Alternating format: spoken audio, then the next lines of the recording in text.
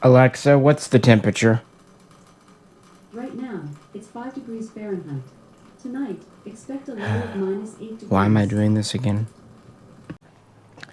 Hi, Misha here, and last time we left off, it was a little warmer. And we were talking about the XM9 and the XM10 trials. And I promised in that video we would talk about SIGs more in the US military in the next one, because I didn't want to short shrift them there and it was already long enough. And so this is the M17, or at least the civilian version. I'm a cheap bastard, I just took the standard one here. And it has no controversy at all. And there's definitely none out there that say we should have went with the Glock 19. Yeah, that's not going to be what this video is about. Although it is a little bit relevant to where we began, because with the XM17 and the M17 and M18, we have essentially a one-size-fits-all handgun. This is the full size with the extended 20-shot mag, but if you want to go to the quote-unquote compact M18, it's a half-inch shorter in the barrel and slide, and you just pop your extended mag out and put the flush fit in, and there you go. And actually, this idea is not new. The U.S. military wanted to do that back in the 80s when they were doing the XM9 trials. The idea was to have a large-scale, small-scale gun, maybe even convertible. But that didn't happen. That didn't work out. So we ended up with the XM11 trials. And so that's what we're going to talk about today. And also talk about the 226's military career here after losing the XM9 trials. Well, sort of. And so on and so forth. And then we'll kind of end where this one begins. And if you're interested in an M17 video, well, as long as you're stuck here at home, you can probably do that. Sorry, first gloves I could find, and also sorry, I know these are probably on wrong, but laundry, what do you do? So, before we dive in, talk about the SIG-228 and the M11-A1 as promised, and the Mark 25. If you could, please do like the video. The last one got a good number of views, but the likes were kind of crappy. So please do that, because it costs nothing and it really helps around here. And if you'd like to do more, check out Patreon, but you don't have to. I mean, I'm here because it's cold anyway. So with that, let's dive in. And the genesis of this video was because I recently picked up a West German made, although it's actually 94, I believe, dated, so kind of funny how that works, 228. One of these again for years, had one years ago to let a friend talk me out of it. And then we're going to talk about how the more modern M11A1 is similar and different, and which is a better gun, traditional West German, Teutonic manufacturing, or SIG-Sauer USA. So kind of going back to the XM9 travels, of course the Beretta here won in January of 1985. They went through exhaustive rounds, actually 4 officially. The JSSAP in 1979, 1980, the first XM9 trials 81, 82, the second XM9 trials 1984, and then eventually the XM10 trials in 1988. It won and won and won. But the SIG hung in there. As far as the durability testing and reliability, it was as good. The only area I could see the Beretta was a little bit better in testing was the mud test. But it wasn't that the SIG failed, it just didn't have quite as high of a score. But the Beretta won and won and won. However, there was a lot of back and forth in the military over it, and they still needed a compact gun. This is a large frame gun, 5-inch barrel, about 8.5 inches overall, roughly 2 pounds unloaded, alloy frame, 15-shot mag, 9mm. The whole 9mm thing, that wasn't anyone in the trials. That was specified by the U.S. government and NATO and all that from the very beginning. So here's that SIG P220. And I think a lot of folks kind of identify this as a .45 caliber gun in America, because that's mostly what we had imported back in the day. inner arms, and then SIG arms, and then eventually SIG-Sauer. But actually, it was a 9mm gun designed in Switzerland and produced in conjunction with Sauer in West Germany. So that's why it's SIG-Sauer. About the only major element that is identifiably German is the decocker. Yeah, that is as sour as you get. But no, this was to be Switzerland's next service sidearm. It would be adopted as the P75, replacing the older P49, the SIG-210, which was really expensive. Great gun, but really expensive to make. This gun was made with new technology. Alloy frame, although it is still just a single stack, so it's a 9+1. But double action, single action trigger. That safety cocker we've already talked about. But really, it's in the slide. This is not a milled slide. It's actually very thick rolled steel. It's folded and welded into shape. And then it has a breech block pinned in back here. This allowed it to be much more cost effective and competitive on the market. And that's actually a big reason that SIG partnered with Germany, was to export this globally. Switzerland's export rules are kind of weird, especially towards military powers, the whole being neutral thing. Now this is the single stack version, like I said, with a basically a 4.4.5 inch barrel. For the XM9 trials in '84, SIG blew out the magwell to 15 shots. 13 was the minimum requirements by this time. And that's the 226, so it was literally made for the trials. On the other hand, they made another version called the 225. It had a short, just under 4-inch barrel and a shortened grip. And these were for the West German federal police trials, and it was adopted as the P6. They could pick the P5, the P6, the P7. And I bring this up because it's relevant to the trials. So, we need a compact gun, yes? Well, by 1988, they start looking at the XM11 trials, the Department of Defense, the U.S. Army, what have you, the DoD. And in 1990, that summer, at Fort Benning, they invited SIG to demo the 225. That's what they, for some reason, the officials really wanted a 225. They thought that might be a good compact gun. They'd already thought about doing a compact Beretta 92, but for various reasons, it was felt that design wasn't the best to compactify. Yes, that's a word. I just made it up. So SIG does that. I mean, the customers are right. They would bring it out, but they're smart. They just put it in their catalog in 1988, started shipping them in '89, a new version. Today's main topic, the 228. And so they bring it there unofficially and kind of, in some spare time, show it off to the Army brass.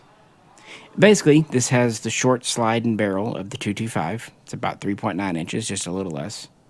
And it has a somewhat shorter grip than the 226. 13 shot versus 15, so it's a little bit lighter. But it's still double stack. Still, all the controls, all the familiarity. Keep in mind, the 226 passed trials, so... So they bring it, they show it off, and for a while the Army still just, okay, well. But finally in October of that year, the folks at Aberdeen, the proving grounds, tell SIG, hey, what about that 228? Now they're set for the 228. And we'll roll on to 1991. Finally, in April of that year, a request for procurement is sent to SIG. Hey, let's do this. And then official specs for the XM11 trials, are released in October of 1991. And they're not as stringent as the XM9, XM10. You need a certain capacity, but they're not even dedicated that much to it. Durability, all that good stuff. 9mm needs to be smaller, lighter, shorter barrel. And so SIG's all about submitting these. In fact, they send 3 pistols to the trials. Each is meant to be fired 5,000 rounds, 15,000 total. But Beretta's not completely out. Even though this is basically a gimme to SIG, I'm going to be honest, Beretta submitted the 92M with a single stack mag, so I think it was 8+1, and the 92L is another compact gun with a double stack, 13 round. And they also tested a Glock. Right around the same time that SIG was introducing the 228, Glock introduced a compact version of their 17, the 19. And so these would be in the trials. Now, this was not the first time the U.S. tried out a Glock, but we'll get to that in a minute. Those were the main competitors in the XM11 trials. There might have been a few other things, but yeah. Each submitted 3 guns, 5,000 rounds each, blah, blah, blah. The Glock was interesting to them, but quickly turned out because it did not have a manual safety, and they really wanted that. And like I said, the Beretta, it just wasn't being made as small as they wanted. They wanted the SIG, and they knew it. And its results kind of confirmed their decisions.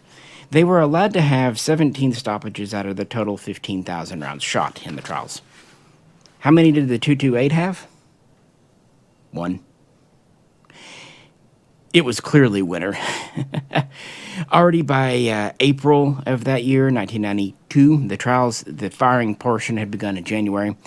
They're already basically working on a contract. And officially, this gun, the SIG P228, was type classified as the M11 January 20, 1993, with an initial order placed from SIG-Sauer, SIG Arms, of 6,000 pistols. One reason these trials went so much easier and less was required was that simple fact that this is a lower stakes trial.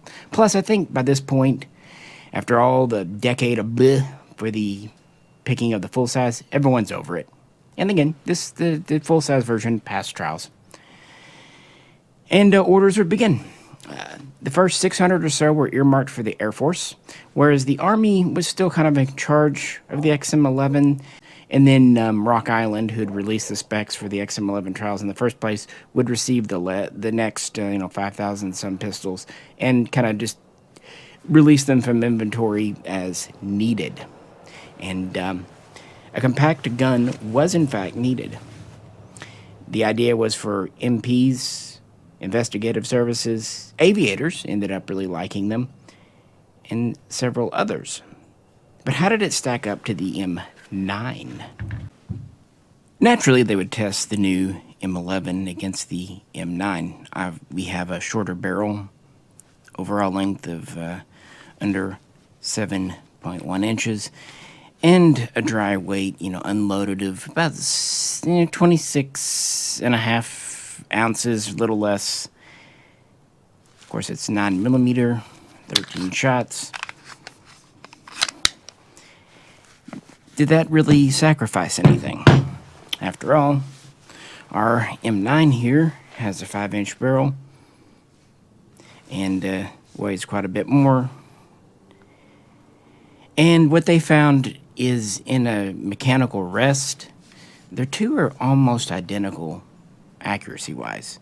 However, practically in human hands, because of the longer sight radius, yeah, the M9's a little more accurate. I would also say that the very large ejection port, the essentially no feed ramp, and the fact that the barrel, while it moves horizontally but not tipped up and down, I like those features. The safety, I know a lot of folks criticize. This one is a much more traditional, linkless, modified Browning action, so the barrel tips up and down. And it's got a very generous ejection port. But, I don't know. And while it has a decocker, of course, there's no other manual safety, although I have to admit the decocker is very well appointed. And I've seen folks criticize this for having a high bore axis, and the Beretta for having a huge grip. So it really comes down to user. And speaking of, something I didn't talk a lot about in the first video were the failures suffered early on. There were incidences, not many, of the slide coming apart. Also some stress fractures on the frame. And it was a known thing that the locking block in here, the wedge, borrowed originally from the P228, was a replacement part. It needed to be replaced every 5, maybe 10,000 rounds, depending on, how hot the ammo was. And that's one of the things. The US said that Beretta, specifically the Italian steel, was too soft, or maybe wasn't properly heat treated. Perhaps. Beretta, on the other hand, said that the US loading, originally they'd used kind of light loaded 9mm in the late 70s, was now too hot. Who knows? But it had a point where it was failing. Now, a lot of these issues would be worked out, especially with the introduction of the 92 FS becoming the M9. But let's be honest, the SIG here has its own failure point. Remember that stamped-in rolled slide with the pinned-in breech block? The pin, over time, especially with hot ammo, will first bend and then crack and then break. And that's going to give other issues. So the pins need to be replaced, I would say, even slightly more frequently than the locking wedge in the M9. But you can argue back and forth there. So pros and cons. However, for a compact gun, this is great. Simple controls, lightweight while still being a combat-proven gun. So even though it was originally kind of earmarked for MPs and investigative forces, aviators, other drivers, even some in the Navy, we'd really become fond of it, which is why orders would continue throughout the 1990s and into the 2000s. Now, of course, this was type classified. We had 2 variants, though. Type 1, standard 3-dot iron sights. Type 2, SIG night sights. Now, one reason I really wanted another 228. Now, there is one better version than this, the M11-B. We'll talk about it. But the 228, made in West Germany, this is how they were. The M11s shipped to the military from beginning to end over a 20-plus year time period were West German and the German marked, alloy frame, steel rolled slide, zinc phosphate undercoat, and a K-coat overcoat. The only differences were really the markings, 228 versus M11. But to be fair, the M11 engraving or even stamping only appeared after introduction, so there are government report documents, even a decade later, of 228 marked guns in inventory. The grips will still say 228, what have you. And I don't believe the bores on these were ever chrome lined. Now, they're pretty much just straight production guns. Now, there are some sources that say whereas the commercial police 228s were serial numbered on the frame, slide, and barrel, the M11s were not. They also had a small US, not US property, just US on them. So, yeah, it does come down to markings. Even the mags are the same. 13 round, phosphated, what have you. So, this is the same except for markings, and that's really all that matters to me, frankly. Well, if I could find one of the M11Bs for not insane money, sure, but I'm not spending 10 times as much. Just adding a few things on after the cold drove me in. This is that zipper back so-called mag. And you know how SIGs come apart. No surprise there.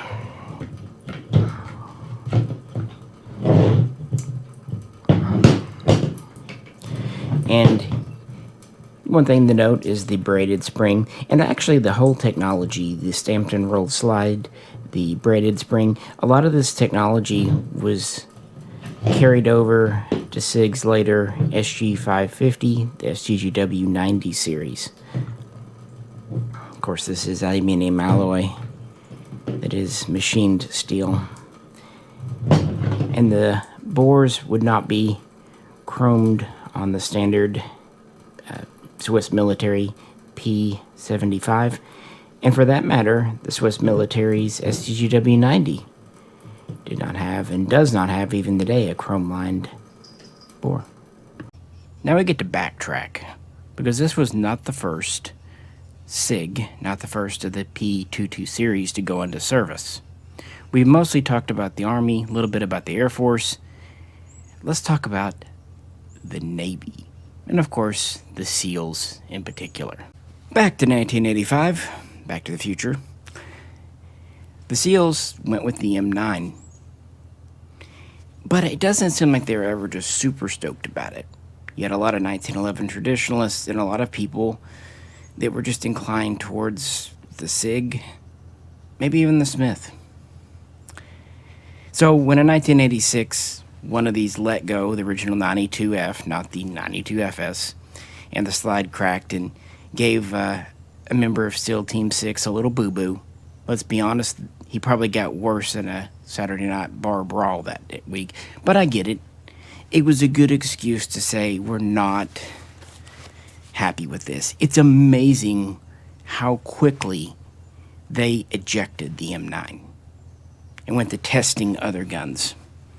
One such example would be the return of this guy here. Remember I said earlier we would see the Glock. Yeah, 86, 87, right as Glocks are getting imported into America for the first time,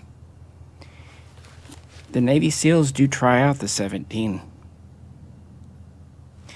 And while they found it to be actually quite good for their saltwater maritime environments, I mean, polymer doesn't rust and good Austrian steel here, they actually found it was not reliable enough for them. The SEALs, especially Team 6, fired a lot through their handguns. They relied on their handguns more than a lot of other units, especially Army. And I also don't think they liked that it had no external safety. They also looked at some Smith & Wesson stainless steel offerings. Remember, the Smith did better than you might think in the XM9 and XM10 trials. But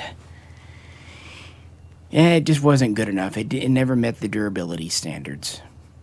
It seems like from the beginning, they really wanted the 226. And this is my Mark 25, the most modern iteration, although now it's 15 years old, of the design.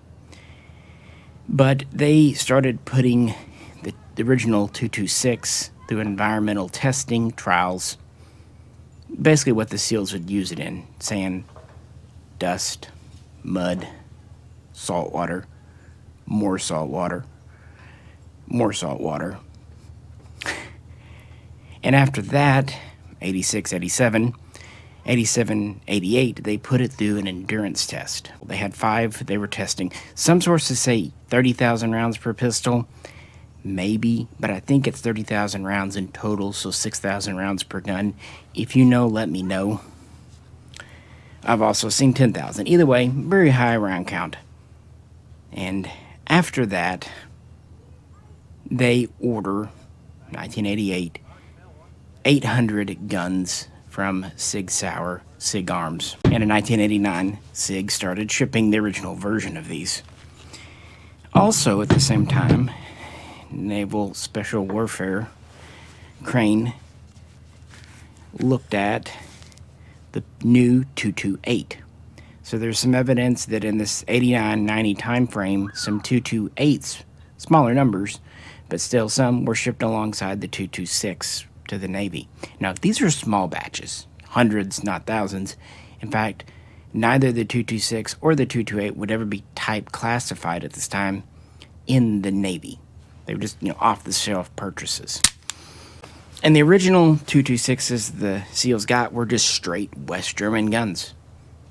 Basically, no modifications whatsoever. And they would first field them in Panama, and then in Somalia. And then throughout the 90s, you'd see them in places like the Balkans, and eventually, of course, they would see deployment in Iraq. Now, this is the Mark 25 Mod.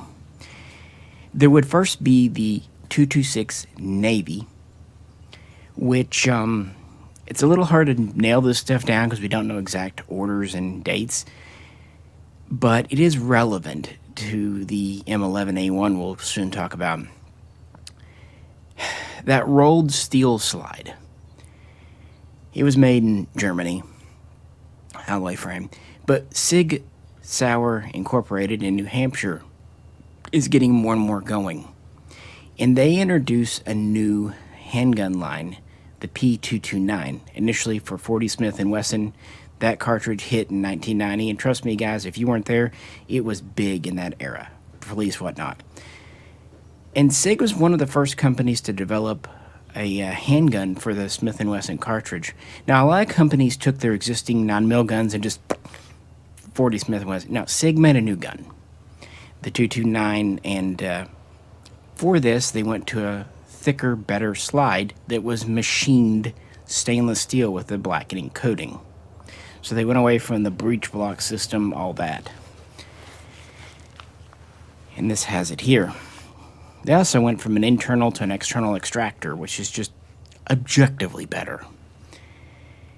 And they had good success. They would also release their own caliber, 357 SIG. And around 1996, they would have released a 9mm version.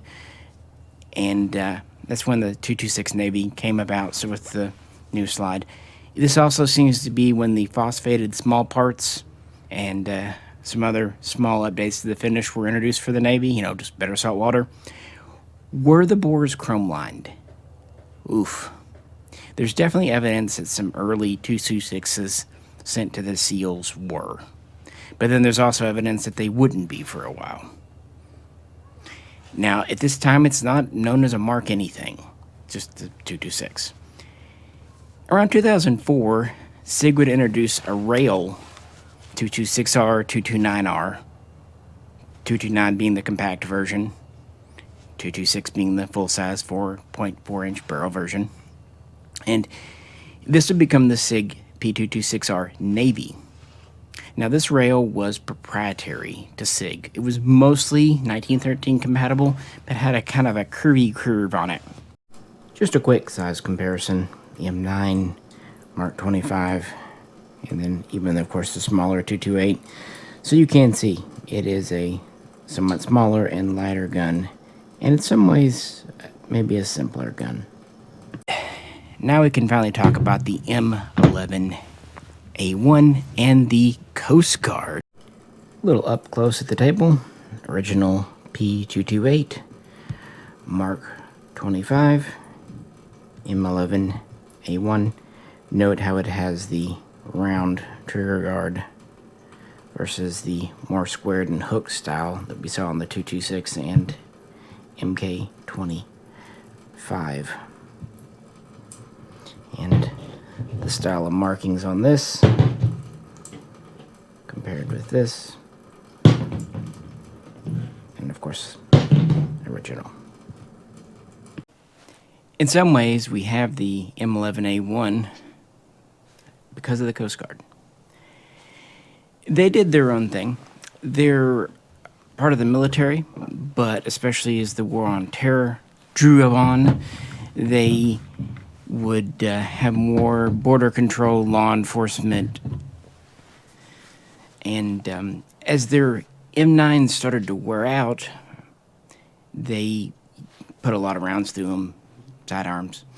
And because of being under the Department of Homeland Security, they trialed out over 3 dozen new handguns in the early 21st century and new cartridges, including the SIG P229, and interestingly, in 40 Smith & Wesson. This actually led to a procurement in 2006 of a 229R DAK with the DAK trigger, so double action only, but still nice, rail, and in 40 Smith & Wesson, a non-NATO caliber. Again, their somewhat unique status allowed them to do this.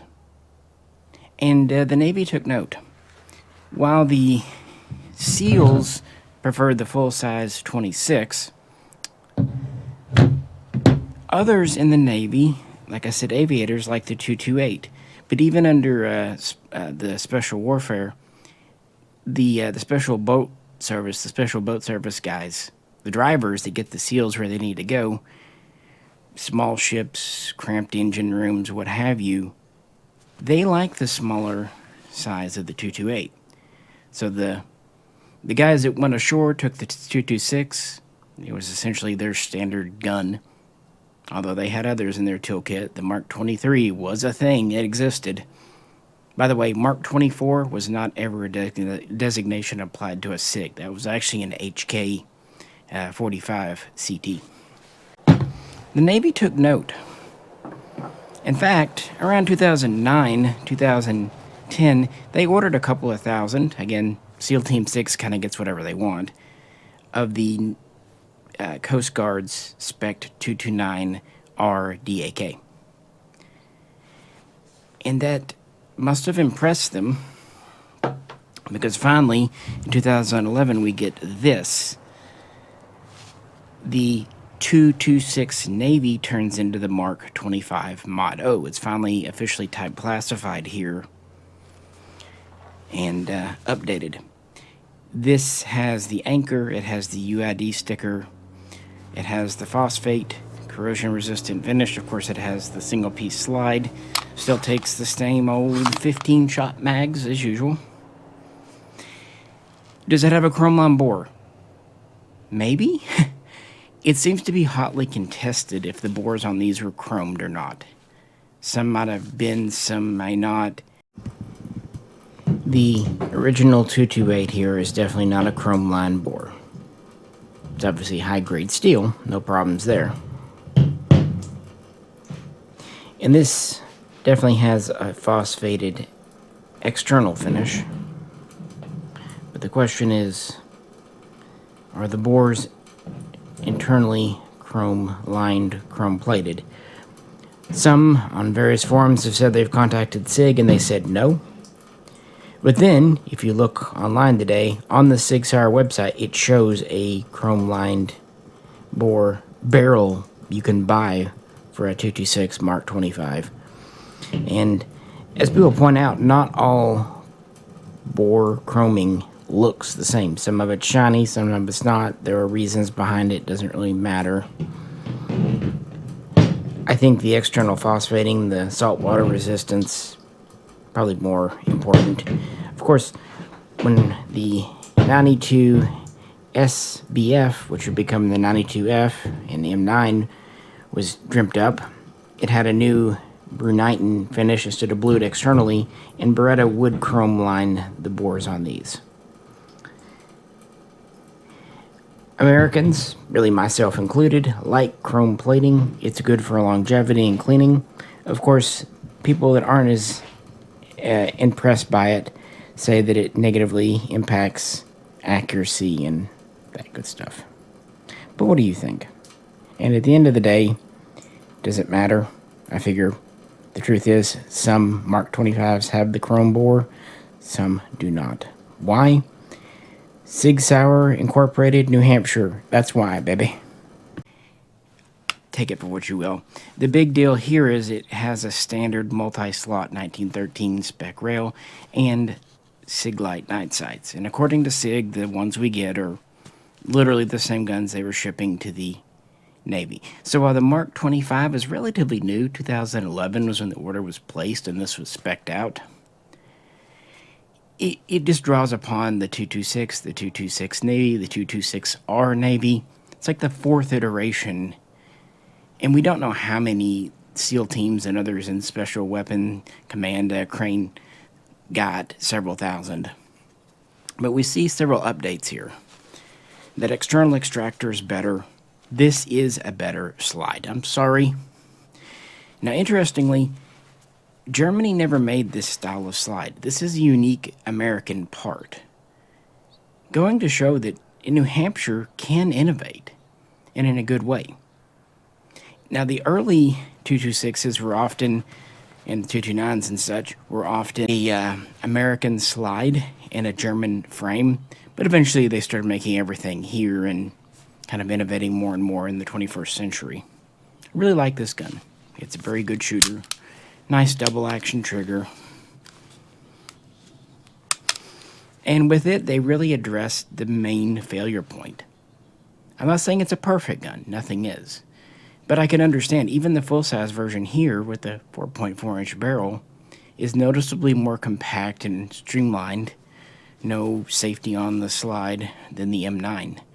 I get it. But what about our little 22? And that's what the M11-A1 is. They took all the updates from the 229 and the Mark 25 Mod and made this. You can get night sights. You've got the corrosion-resistant small parts. Interestingly, there was a time when SIG didn't really want to do the guns without rails. So when these came out in 2012, folks were excited just to have a railless version. They also went to the rounded trigger guard of the 228 and a few other things, and it doesn't have the full step slide like a 229. Now, to be fair, the 229 9mm always needed a lightened slide to work properly. Another interesting thing is they went to a wider mag well. This is a 15-shot mag, but the grip size is the same.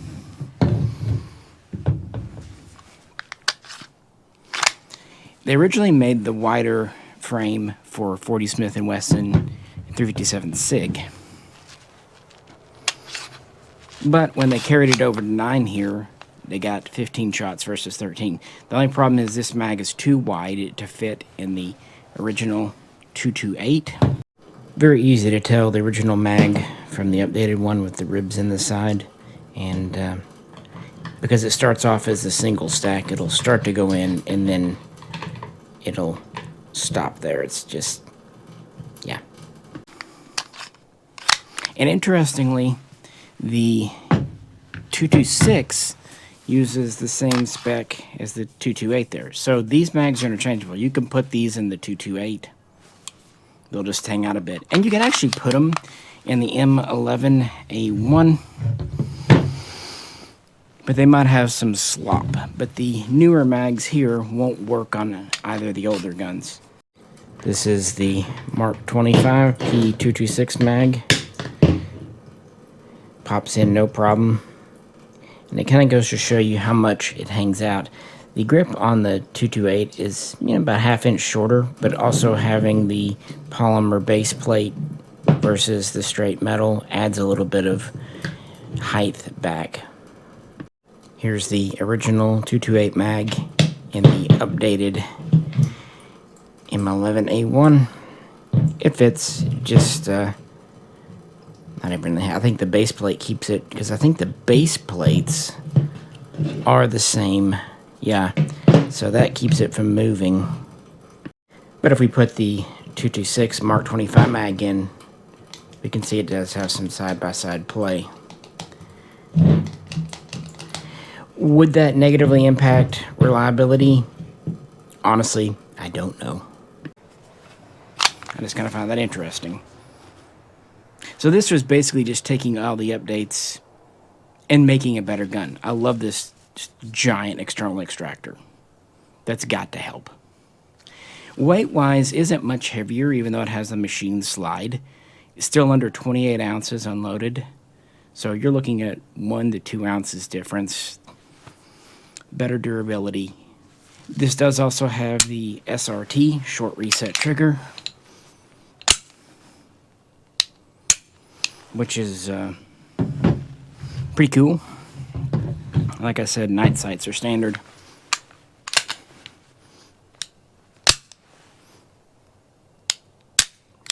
You can tell.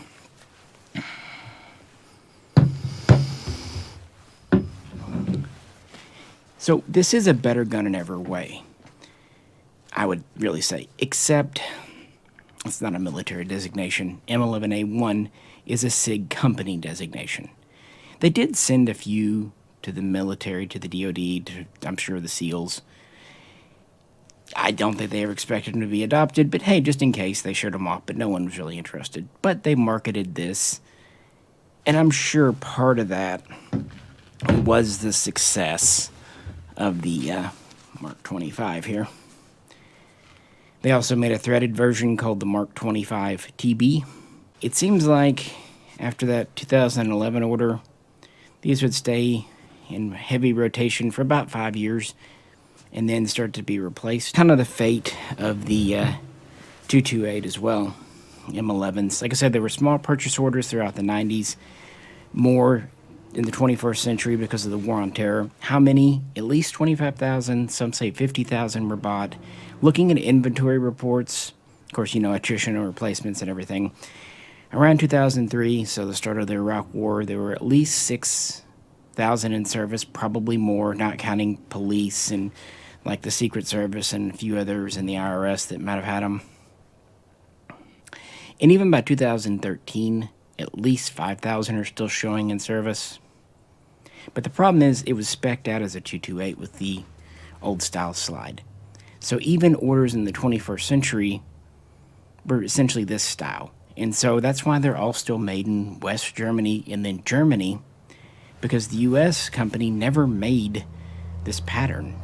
What are you going to do?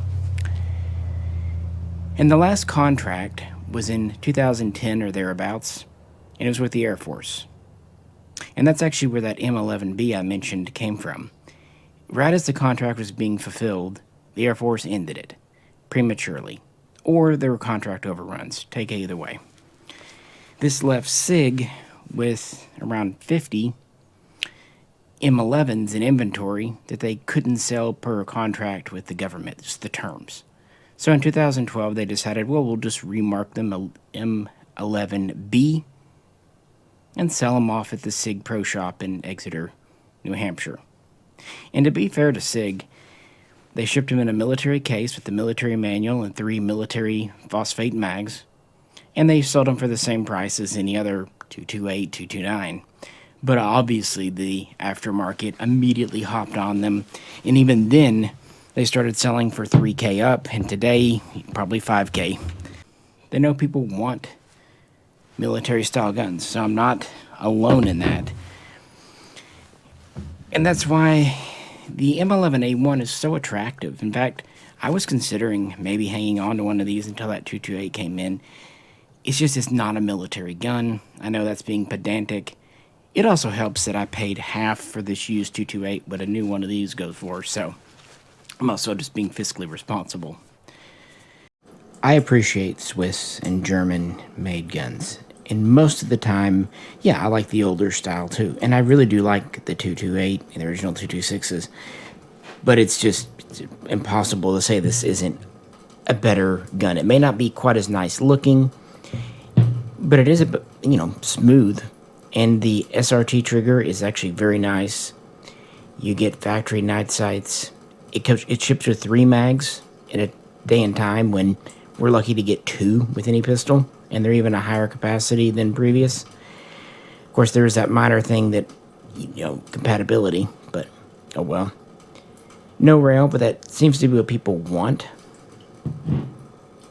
And it is a good in-between size. And it does have the corrosion resistance built in, kind of pioneered by the Mark 25 and the like. This is definitely a stronger slide compared with this.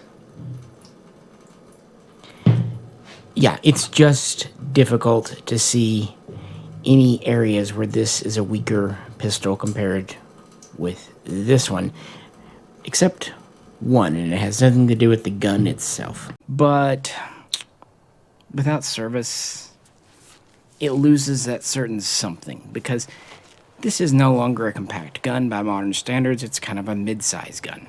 We have better options. And that's why not only is the M9 out of service, but the Mark 25 is being phased out, of course, and the M11. Time has moved on. But you always get the, they don't make them like they used to crowd, right?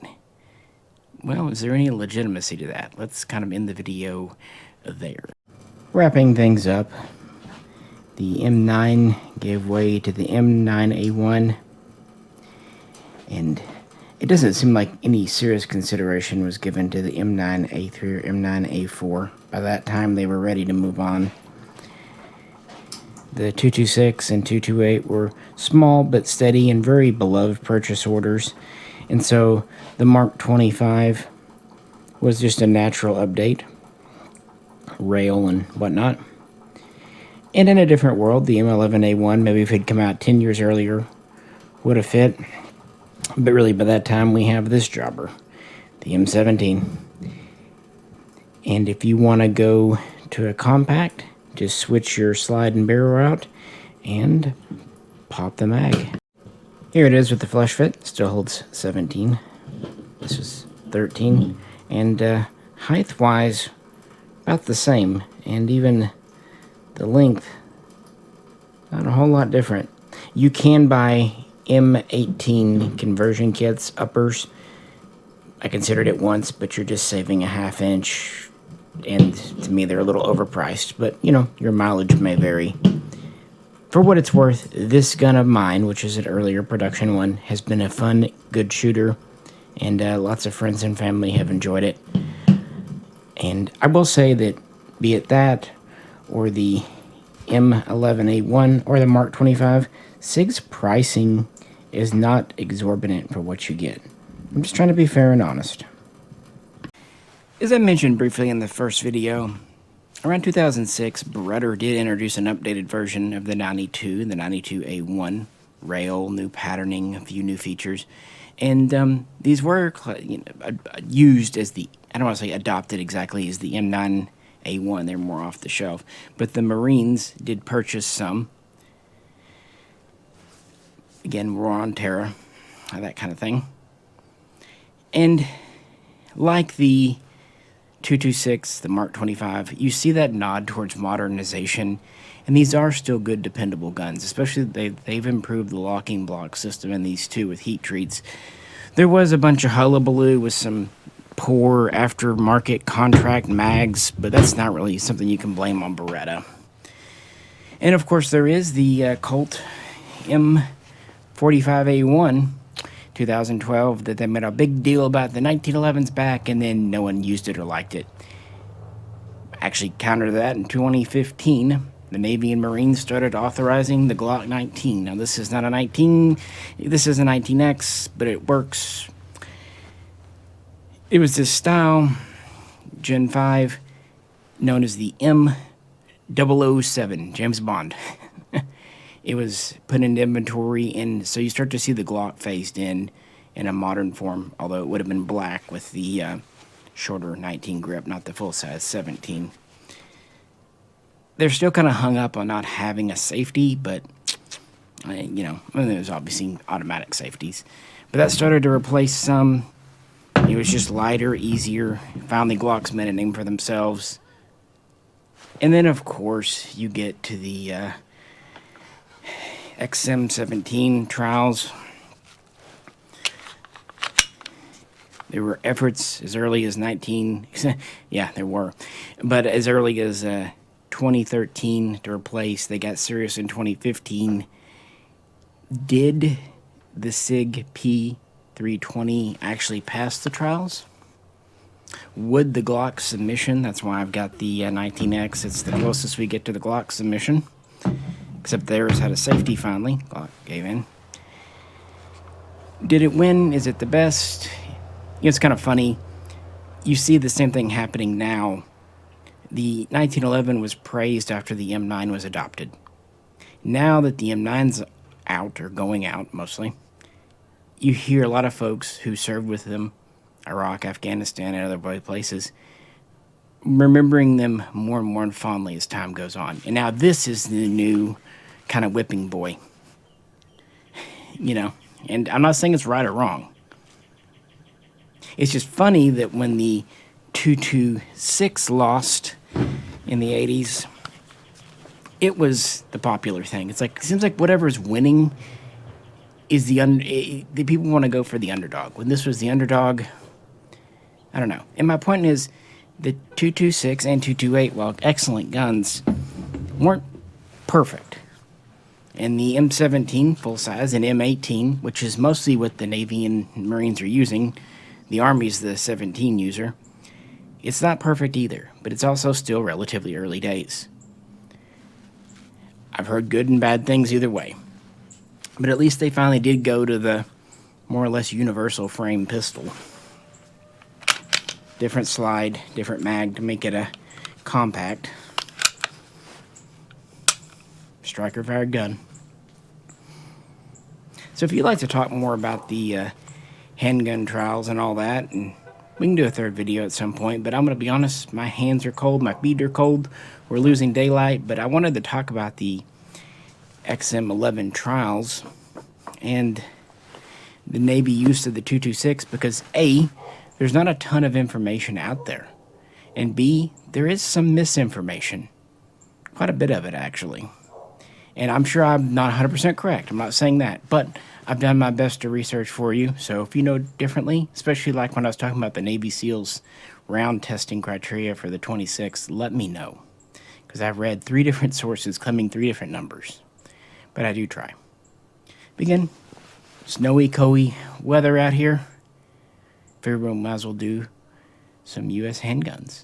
But let me know what's your favorite. What you think. What you think should have won. Maybe you're an HK Mark 23 fan. I do like the Mark 24. It's a pretty cool gun.